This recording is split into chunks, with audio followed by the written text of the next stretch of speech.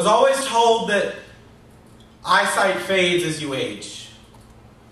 But as each wrinkle seeps in, each image starts to seem a bit more like blacktop beneath an afternoon sun, just a little more hazy. I was told that everyone needs glasses eventually. But see, there are some people born to defy stereotypes. My grandfather is a painter. And coming up on his 80th birthday, I often wonder how he sees so well his works of art that plaster the sides of my home. They're strung around the house like trophies being awarded to the walls, wearing them like medals. I'm not sure what they won, but those paintings are the best prizes I know. There's one hanging in our dining room of what I can only assume is a river. I call it abstract, and my granddad calls me an ass.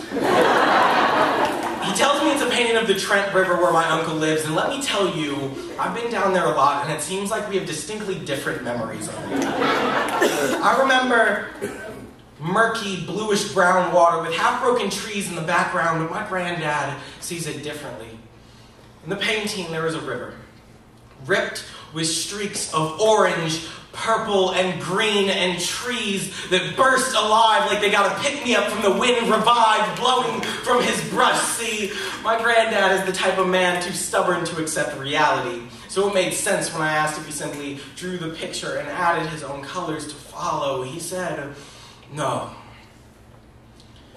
This is just how I see things," and I thought, what eyesight to have, to look at water and see a world in its ripples. No wonder the trees look so strange. I just can't see the colors as well as him. The pictures in his pupils must look like God's idea of perfection. I swear, my grandfather's eyes are getting better every day. Forget 2020, it's infinity that likes to run laps around his irises.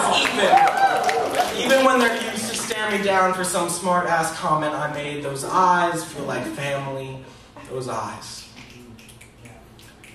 Ones having been through so much, they must carry the weight of the world on their lashes so strong that I've only seen my grandfather cry once.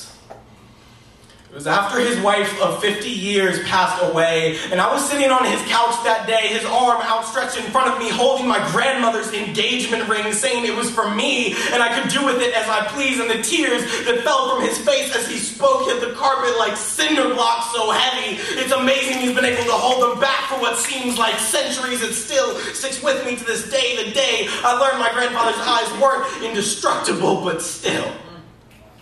That carpet, covered with the heaviest tears I'd ever seen, was the greatest picture I'd ever seen him paint. It was my grandfather's masterpiece. My grandfather is an artist.